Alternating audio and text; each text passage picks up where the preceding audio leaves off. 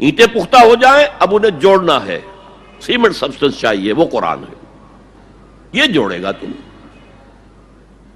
چنانچہ یہی بات حضرت شیخ الہند مولانا محمود حسن دیوبندی اسیر مالٹا نے اپنی اسیری سے رہائی پانے کے بعد واپس جب آئے ہیں تو دیوبند میں علماء کے ایک بڑے اجتماع سے خطاب کر کے کہی۔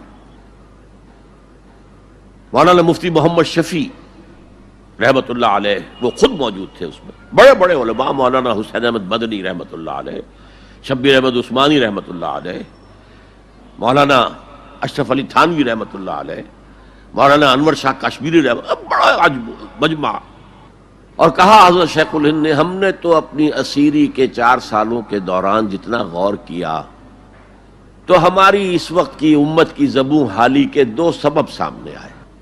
مولانا مفتی شفیع لکھتے ہیں، ان کی کتاب وحدت امت کے نام سے، کہتے ہیں کہ پورا مجمع ہمہ تن گوش ہو گیا کہ یہ شیخ الشیوخ استاد العلماء عمر کے اس آخری درجے میں اس حد پر آ کر اب نیا سبق کون سا سیکھ کر آیا؟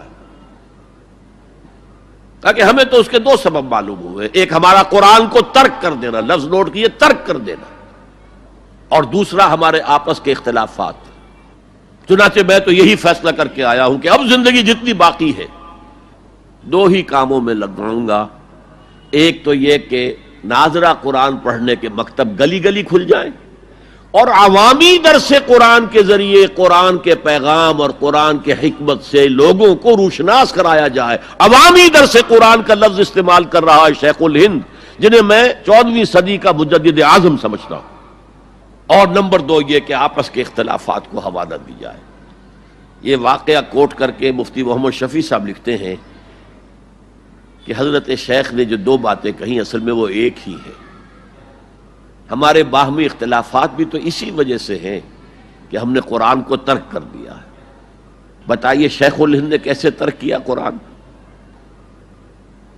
مولانا مدنی نے کیسے ترک کر دیا قرآن؟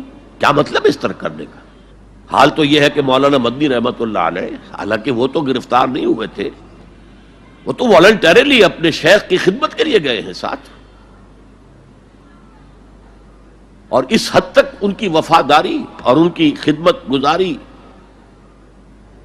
کہ رمضان کا مہینہ آیا تو حضرت شیخ الہند نے حسرت کے ساتھ کہا زندگی میں یہ پہلا رمضان ہوگا کہ تراویح میں قرآن نہیں سن سکیں گے، اس لیے کہ نہ شیخ الہند حافظ تھے، نہ مولانا مدنی حافظ تھے، اور تیسرے ان کے ساتھ ایک اور تھے، ان کا میں نام بھول رہا ہوں، وہ سرحد کے پٹھانوں میں سے تھے،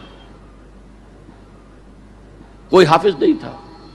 اب آپ غور کیجئے، استاد اور اپنے شیخ کی اس حسرت کو دور کرنے کے لیے مولانا مدنی روزانہ 1 پارہ حفظ کرتے تھے اور رات کو تراویح میں سناتے تھے، روزانہ 1 پارہ۔ اور یہ انہونی بات نہیں ہے، جب ساری زندگی قرآن ہی سے شغف رہا ہے تو وہ ہے تو صحیح ذہن میں، اب صرف ان کے لنکس ملانے ہیں آپس میں، اور کیا ہے؟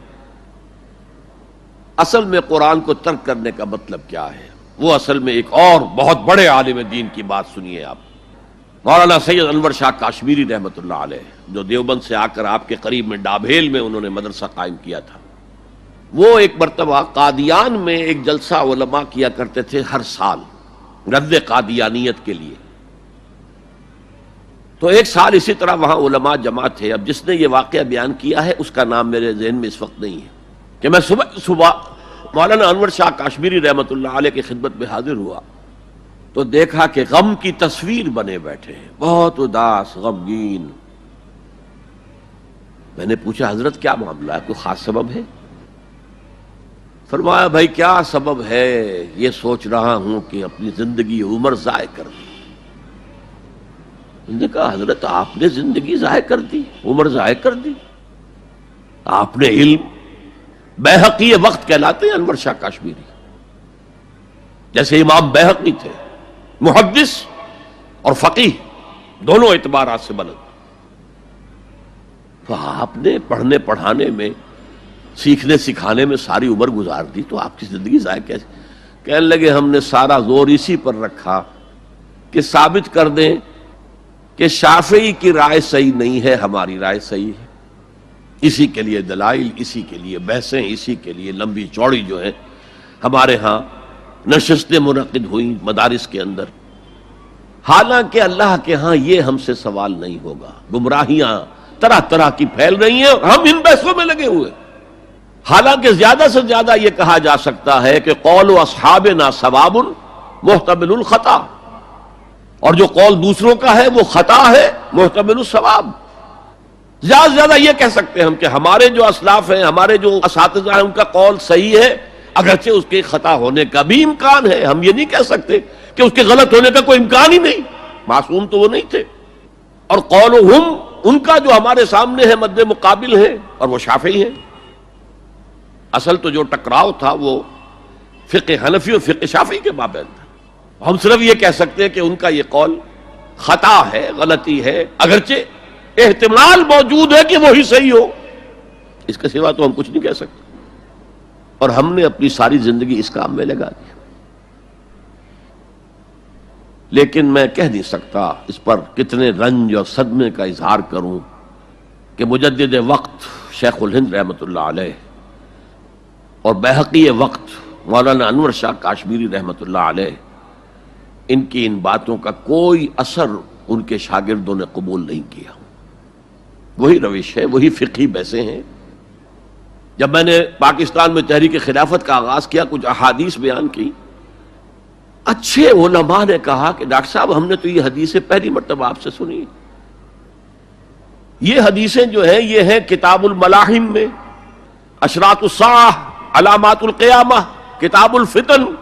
اور حدیث کے ان ابواب پر تو پہنچتے پہنچتے ہم ایگزاسٹ ہو چکے ہوتے ہیں. ہماری ساری بحثیں جو ہے وہ ختم، اور وقت ختم ہو جاتا ہے ان فقہی بحثوں کے اندر.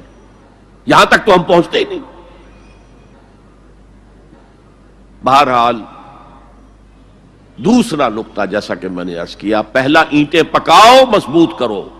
یا ایھا الذین آمنوا اتقوا اللہ حق تقاتہ ولا تموتن الا وانتم مسلمون. اور دوسرا ان کو جوڑنے کے لیے قرآن کو ایز اے سیمنٹ سبسٹنس استعمال کرو. واعتصموا بحبل اللہ جميعا ولا تفرقوا واذکروا نعمت اللہ علیکم اذ کنتم اعداء فالف بین قلوبکم فاصبحتم بنعمتہ اخوانا وکنتم علی شفا حفرۃ من النار. تم تو تباہی آگ کے گڑھے کے کنارے تک پہنچ گئے تھے، گرا چاہتے تھے. فانقذکم منہا، تو اللہ نے اس سے تمہیں نکالا ہے. کذالک یبین اللہ لکم آیاتہ لعلکم تہتدون. اسی طرح اللہ تعالیٰ تمہارے لیے اپنی آیات کی تبیین کر رہا ہے، وضاحت کر رہا ہے، تاکہ تم ہدایت حاصل کر سکو.